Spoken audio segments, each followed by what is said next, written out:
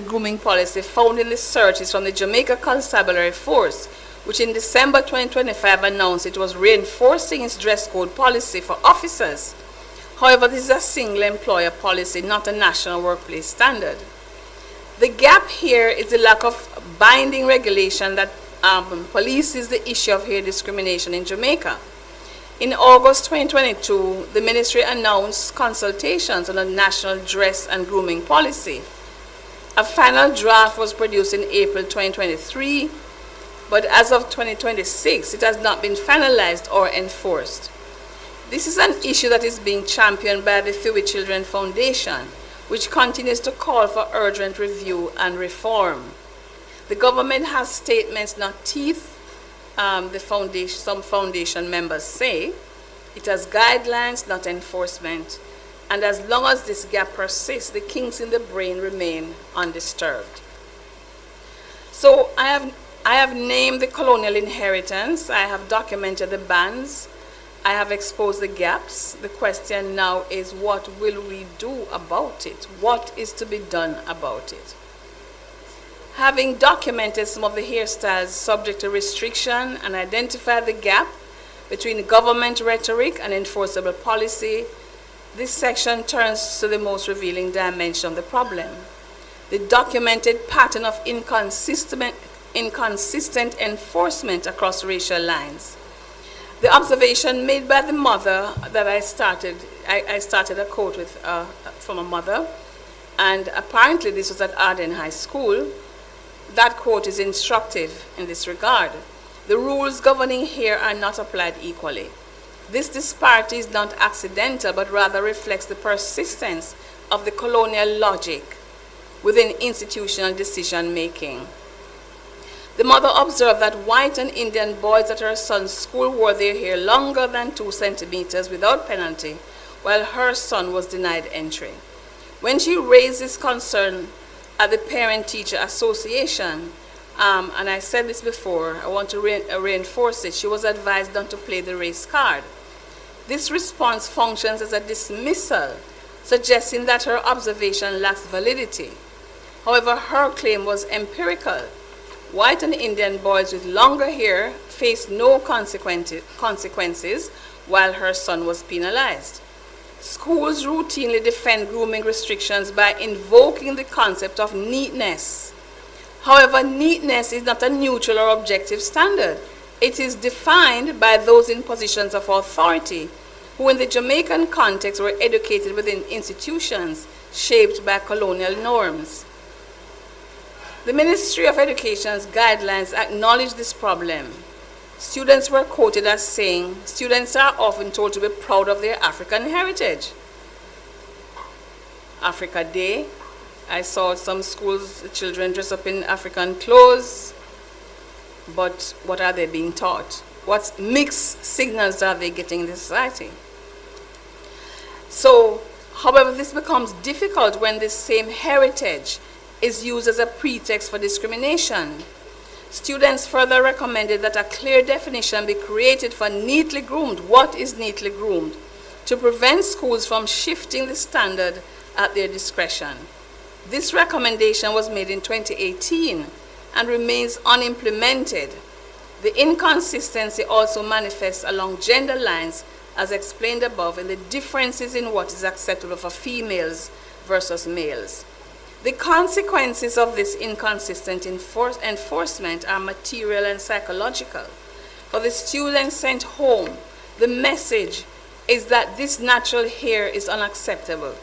For the worker denied employment, the message is that their appearance supersedes his or her qualifications.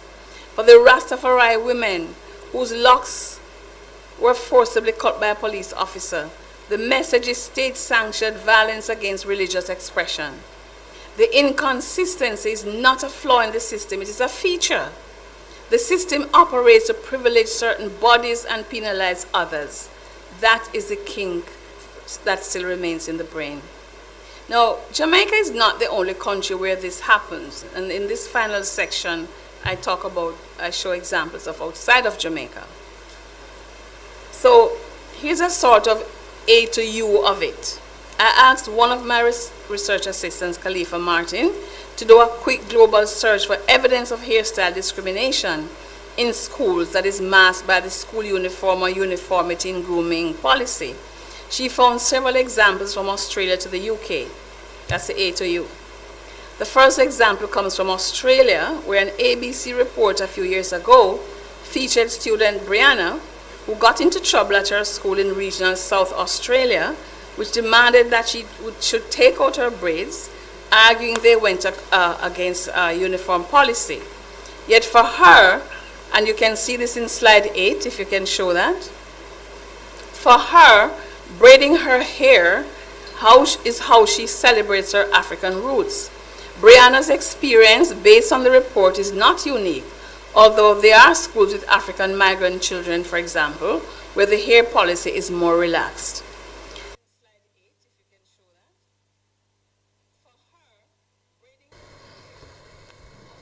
And you're listening there to Professor Shepherd's Garvey lecture delivered in honor of Marcus Garvey, Jamaica's first national hero. Now, this has been Reparations Corner, and Reparations Corner is brought to you by the Scott Trust Legacies of Enslavement program. Stay tuned. Just a little bit more to go. We continue after this break. And you, hello. Come, one, come. Oh, let me do what I can. We the town of the people. We love showing you the fun side of Jamaica. New places, good food, real vibes, and pure adventure. Sweet Jamaica. Sweet Jamaica, we not left ya. If you enjoy exploring with us, come closer. Join the nationwide 90 FM Family Club today on Patreon. We not left ya. Ain't nothing like the sweet cool breeze that jammed up. Path beneficiaries, the August payment cycle is here and ready for collection. Post offices and payment agencies will deliver payments based on last names up to September 1, 2026. Be sure to check the Weekend Star on August 21st to find out when you should collect. If you miss your date, you must collect on September 2 or 3, 2026. For more information, call Path at 876-922-8000-13 or visit the ministry's website at www.mlss.gov.jm. Path, advancing your family, developing Jamaica. A message from the Ministry of Labor and Social Security, the People's Ministry, leaving no one behind. School expenses adding up? Get ready for school with Chris and Charles. From July 9 to August 31, enjoy a low interest rate on loans of $1.5 and $2 million. Plus, get 25% off the processing fee on loans of $1 million Jamaican dollars and above. You could also qualify for one of 50 ready for school grants worth 60,000 Jamaican dollars each. Visit your nearest Chris and Charles branch or www.chrisandcharles.com for details. When you think loans, think Chris and Charles. Conditions apply. Fantana, make me tell you about Fantana. Make me tell you about Fantana. Make me tell you about Fan. Nothing when me need for luck. New school gear with me new backpack. Get all you need for back to school from Fontana Pharmacy. Shop from now until September 6th. And get 15% off your regular school supplies. Conditions apply. Let me tell you about Fantana. Varian's Views is brought to you by JN Group. We'll help you find a way. Civilization is not complete without this art, the highest form of expression of human intelligence. You have become complacent, sitting down and allowing the other nations to run away with everything. You have become a bunch of consumers. You are creators. Rise up, mighty people, accomplish what you will. Without confidence, you're twice defeated in the race of life. They took away the voices that gave the people pride. Now we're plunging into darkness. We all have to play our part, make a bold start. Every diss track, tell every artist.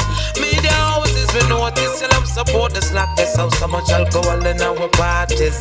While the girls are broke out at this upper where she drink, knock her out. Now she no care with them crop her up. It's times like this, I'm missing our heroes. Times like this, I really wish they were around. Some potent words there from one of my favorite artists, Queen Africa. Andy, big up yourself. Good morning to my friend Andy Lumsden. Say hi to Africa for me. She's not listening. So we're back with a Talking History. And in this segment, we continue with the final part of Professor Vereen Shepherd's lecture honoring Marcus Garvey, delivered at the St. Anne Parish Library. So back to the lecture. Here we go. She also sent me, a Khalifa, this headline from a school in Japan. And you can look at slide 9. This is from Japan's national daily newspaper, the Mainichi.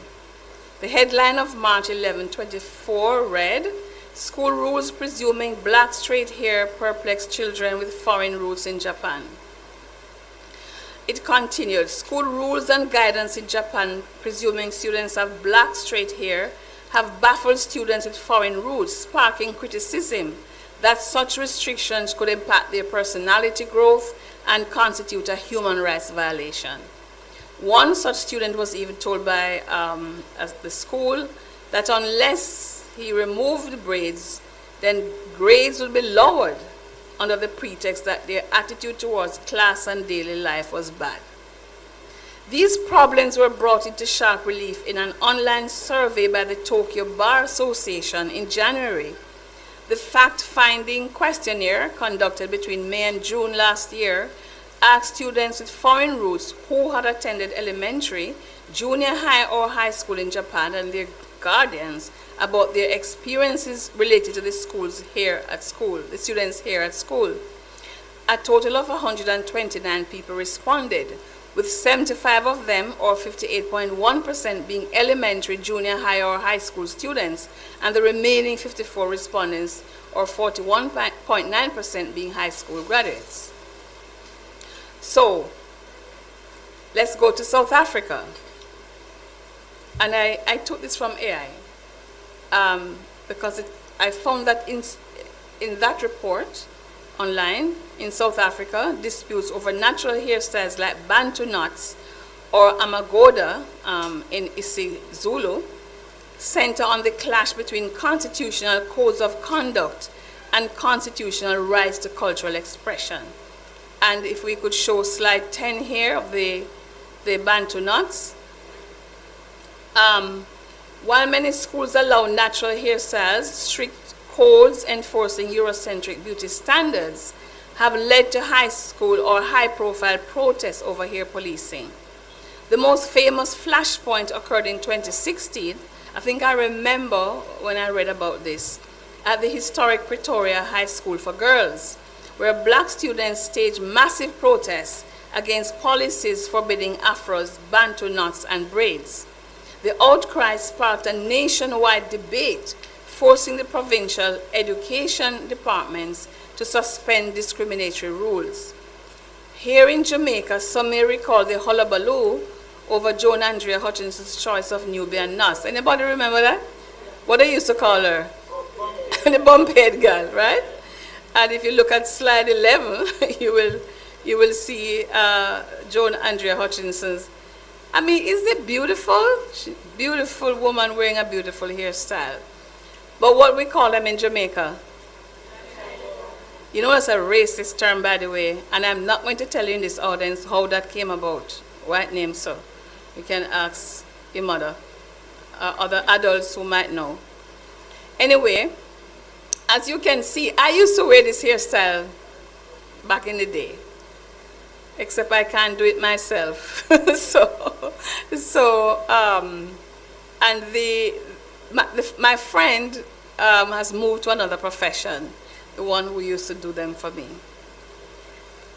Now, let's look at legal and policy stance. Under the South African Constitution, every learner has the right to dignity, equality, and freedom of culture and religion.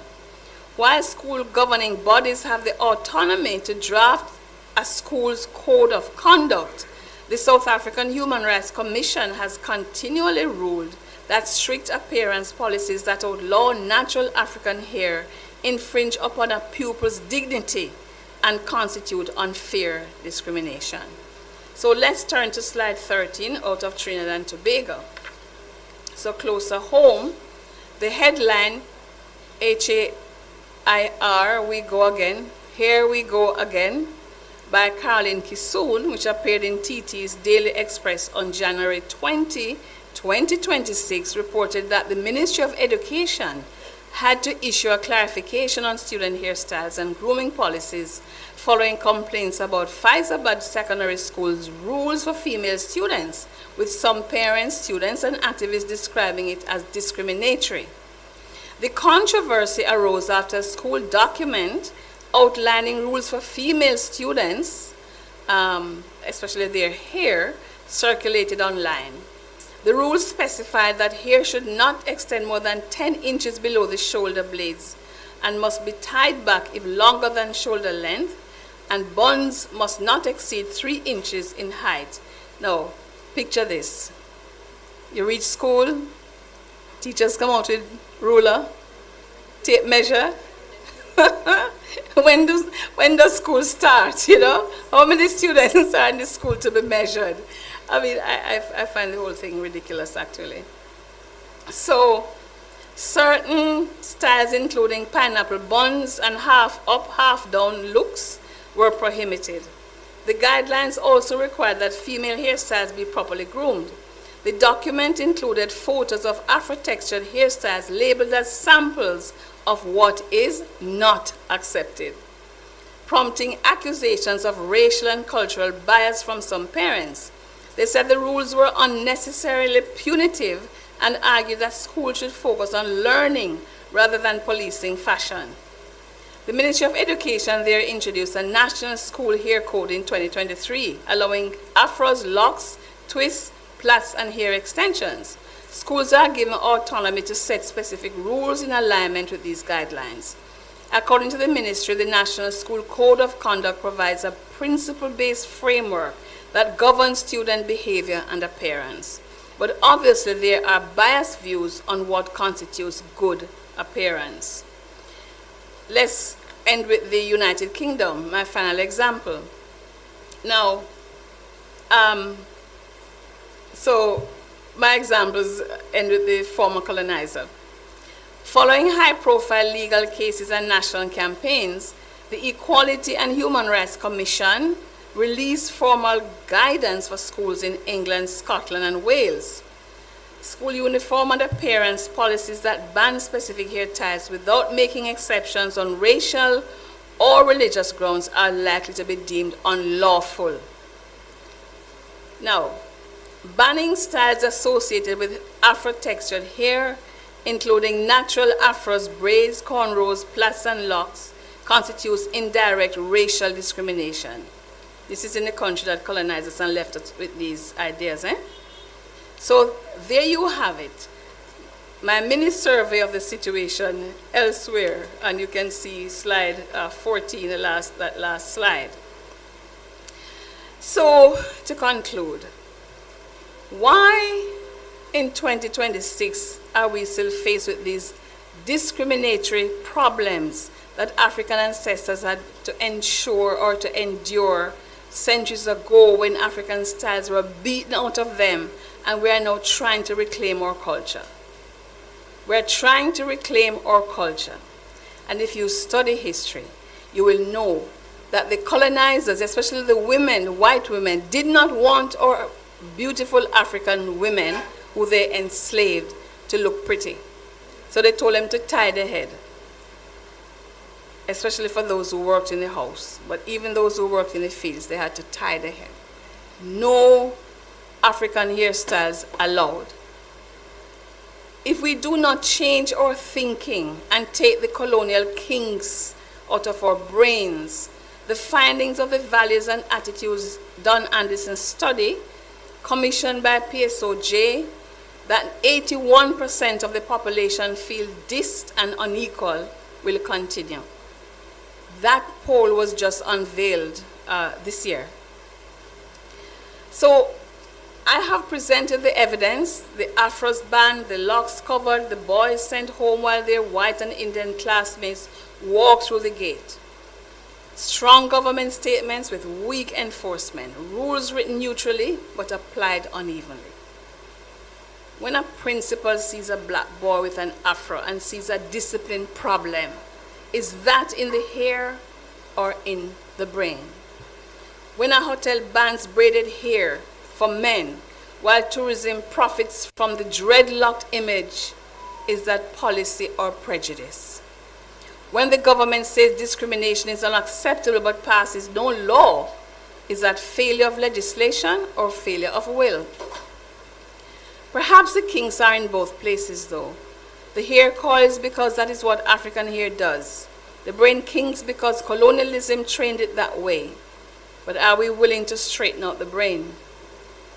Jamaica is an independent country, however, but decolonization is not a ceremony performed in 1962. It is the daily work of examining our assumptions and questioning them. The kinks in the hair are natural.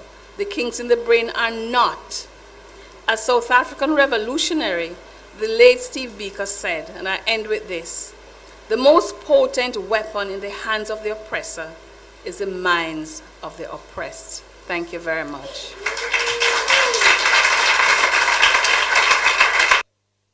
Our part make a bold start. Every district, tell every artist.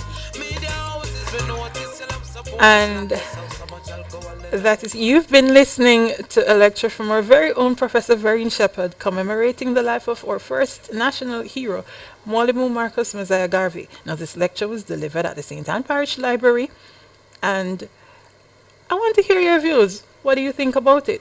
So we go to a quick break and come right back. Stay tuned. I really wish they were around. Shouldn't have to be like this. Marcus Garvey, we know say you try your best, but we have figured through the rest.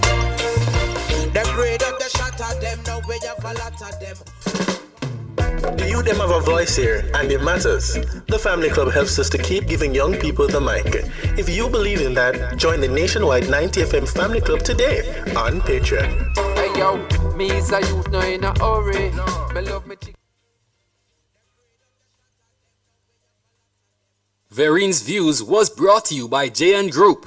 We'll help you find a way. Need to make a change to your title or need a title? GLand Title Limited is the place to be. They do lost title application, add and remove names from titles, wills, estates, first-time registration, land surveys included, affordable rates and flexible payment options, National Land Agency adjudication and land titling waivers available. They have 8 locations island-wide. Call 876-754-6436 or visit their website at glandonline.com. GLand Title Limited. Secure your land, secure your title.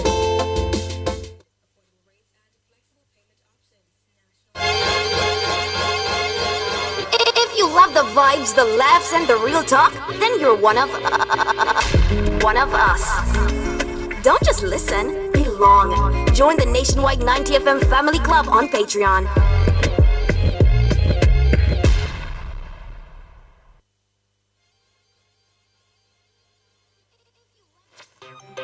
One civilization is not complete without its art, the highest form of expression of human intelligence. You have become complacent, sitting down and allowing the other nations to run away with everything. You have become a bunch of consumers. You are creators. Rise up, mighty people, accomplish what you will. Without confidence, you're twice defeated in the race of life.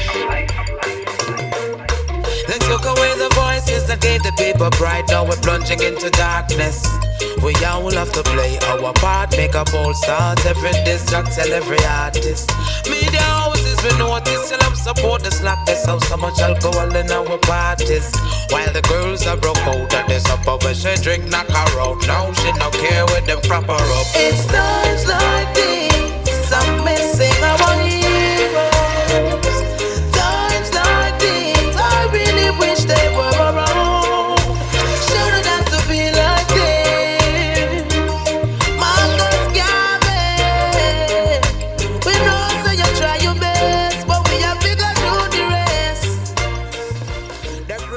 Welcome back to another edition of Talking History. My name is Sandra and I'm sitting in for our usual host, Professor Shepherd and Dr. Reed Warwe on business. Now, Andrew Lumsden, good morning to you. How are you doing? Say good morning to Africa for me. Tell her this is one of my favorite songs. This and Lantern. Well, she knows still, me tell her. But tell her again for me that me love it that much. I had to give her a double spin on Talking History. So, We're inside the final segment of Talking History. Our phone lines are still open. You can call us at 876-630-9371 or 618-6730 to give your say on today's program, your thoughts on whether you think Garvey is still relevant in today's society.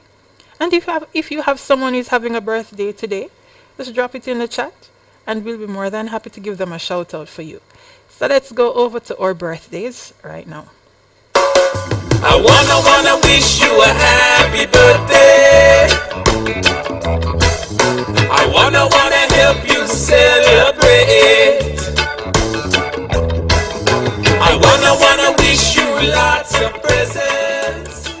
So it is still Leo season, and on paper Leo season is ending, but I think we're going to extend it until January 1st. So big up to my Leo people. But let's go to the people celebrating birthdays this week. Well, yesterday, Usain Bolt, our national treasure, celebrated his birthday. Today we have Elaine Williams Morgan. We have Francis Gilly, Message Trouble. These are some of our friends from Facebook. Yokana Gagula, Devon Brown, Overall Kennedy, and Terrian Frith celebrating birthdays today. Also celebrating a birthday today is Karen Ennis Scarlett, a Jamaican gospel reggae singer. And today is also the birthday of the Dr. Beanie Man, Moses Davis. Also, someone who would have celebrated their birthday today would have been dancer and choreographer Gerald Levy. Most of you know him as Bogle. Bogle was killed on January 20, 2005. He was a staple in the dancehall community.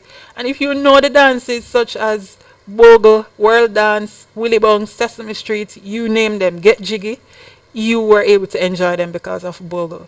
So we send out best wishes to the people having a birthday today and to the people remembering their loved ones who passed but would have celebrated today. We're also sending out good vibes and blessings to them. And our historical birthday today, and we have two for you. Now the first one is Cherry Smith. Cherry Smith was born Ermine Hortense Bramwell, and she was born on August 22, 1943. Now she was born in Trenchtown, and you find that a lot of our top artistic people come out of Trenchtown. Good place, man. Now Cherry Smith was born in Trenchtown, and she was a backing vocalist for the original Wailers from 1963 to 1966. She was with the group for more than 2 years and took part in their audition for Clement Coxon Dodd in 1963. However, she had a full-time job and a child to support, and so she was unable to attend the group's first recording session. And so as a result of that, she was replaced by Kelso. Smith continued to contribute to recording sessions and sang backing vocals on several of the later Wailers recordings, including Lonesome Feeling and There She Goes. She left the group in late 1966 and moved to Miami in 1969 to work as a nurse. She passed in Miami in 2008 at the age of 65. She's survived by her husband, a daughter, and a brother, and also a granddaughter. We have a caller. Welcome. Good morning. Michael, good morning. Good morning. How are you this morning? I am doing great, Michael. How are you? The good up here at the mountain, you're listening around some history, you know? Yes, man. What better place to learn than Talking History nationwide? A truth, man. So tell me now, you think Garvey is still relevant today? Well, I don't really know if it's still relevant today, but in really well as a national hero coming up from them time. Why? What make? Because to the work when the 19, he born for about 1887, about yes. them time it was the art of the colonialism, you know. Mm-hmm. Even Bustamante and Norman Manley, the PMP and the JLP, them fight against him every day. Yeah. So you hold him as your hero because him put up a good fight? Yeah. You must... But when you check him, you know, the black man culture him bring, you know, and no one never bring it before him. And that's why you love him, that's why you respect him. Yeah, man. It's all hero when you talk about Marcus Garvey. And you have children and grandchildren? Yeah. You teach them about Garvey? Yeah, man. Yeah. All right, great man. Keep on teaching them and make sure they teach their children too. Yeah. Marcus Mosiah, the man. In born the 17th of August. Mm-hmm. Yeah, something like 18. 87, man. You get it right the first time. 1887. Yeah, man. So when you born, Michael, you must tell me so I can big you up on your birthday, you know. Well, look here, it's my father. Born, my father born 1892, you know. So what month? What month? My father born March. Okay. Well, listen, you know, like how you want to big me up for my birthday. Yeah. You have got to give it in a figures and see if you can get it. Michael, you're full of style, you know, Michael. We're born the 9th of the 9th of the 9th. All right, the 9th of the 9th. All right, no worry yourself. Michael, stay online. I want to get your phone number before you go. We have to end the show, but please stay online. I'd like to get your contacts before you go, okay? All right, bam. All right, thank you for calling, Michael. All right, so we're up on the end of the program, so let me just give you really quickly the final birthday of the day, Kenneth Roy Rickards. He was a West Indian cricketer who played in 2 test matches from 1948 to 1952. Now, Kenneth Rickards was actually born in Rollington Town, and he made his first class debut in 1946. He played as a professional in the Lancashire League in Harlesden in 1951 in 1 game, and was brought back to Jamaica by public subscription for the 1953-54 tour by the MCC. We mentioned them last week. However, he failed in the final tour match and did not make the test side. So that's Kenneth Roy Rickards, or star from out of Rollington Town. This day in history, 1950, Jamaican George Roden set a world record in the 400 meters with a time of 45.80 seconds in Eskilstuna in Sweden. He set a time of 45.80 in Sweden. And if you were paying attention to the Diamond League, you would have seen Shericka Jackson in action yesterday, sending good vibes and wishes to her. She seems to be injured. I hope she bounces back quickly. So you can follow up with the Diamond League and watch our athletes perform there. Thank you for tuning in to Talking History today. Thank you to my technical operator, David McNeish. I am Sandri. Join us next Saturday, this time, same place, 9 a.m. to 10:30 a.m. for another edition of Talking History. And we exit with a quote from Marcus Garvey. Liberate the minds of men, and ultimately you will liberate the bodies of men. Liberate the minds of men, and ultimately you will liberate the bodies of men. I've been your host, Sandra. See you next week for more Talking History. Take care. What you will. Without confidence, you're twice defeated in the race of life. They took away the voices that gave the people pride. Now we're plunging into darkness. We all have to play our part, make a bold start. Every disc track, tell every artist. Media houses, we notice, still have support the slackness. How so much alcohol in our parties. While the girls are broke out and this up over she drink, knock her out. Now she no care when them crap her up. It's times like this I'm missing our heroes. Times like this I really wish they were around. Shouldn't have to be like this. Marcus Garvey, we know so you try your best, but we have figured out the rest. Them grade up the shot at them, now we have a lot of them. Press up, back up, now the grave them a go back at them. Them broke the national bird wing. Sell we out clean, me not think we own a damn thing. Jam rock, why we giving in to the trick where them a trick we from the beginning. Parents in need to wake up from this slumber release with children, blood them is running. It's times like this. This station raised me. It gave me a voice. And if Nationwide has ever meant something to you, come on in. Join the Nationwide 90 FM Family Club today on Patreon. Path beneficiaries, the August payment cycle is here and ready for collection. Post offices and payment agencies will deliver payments based on last names up to September 1, 2026. Be sure to check the Weekend Star on August 21st to find out when you should collect. If you miss your date, you must collect on September 2 or 3, 2026. For more information, call Path at 876-922-8000-13 or visit the ministry's website at www.mlss.gov.jm. Path, advancing your family, developing Jamaica. A message from the Ministry of Labor and Social Security, the People's Ministry, leaving leaving no one behind. Make money now with local City and Guilds and ABE endorsed certificates and Distinction College. Start new online and face-to-face classes very soon in our Make Money Now career courses and get qualified jobs worldwide or start your own business in practical pediatric, geriatric, and psychiatric nursing, phlebotomy and pharmacy technician, early childhood education, child care, cashiering, call center, event planning, receptionist, customer service, housekeeping, waitering, food preparation, bartending, cake baking, plumbing, motor vehicle, electrical installation, air conditioning,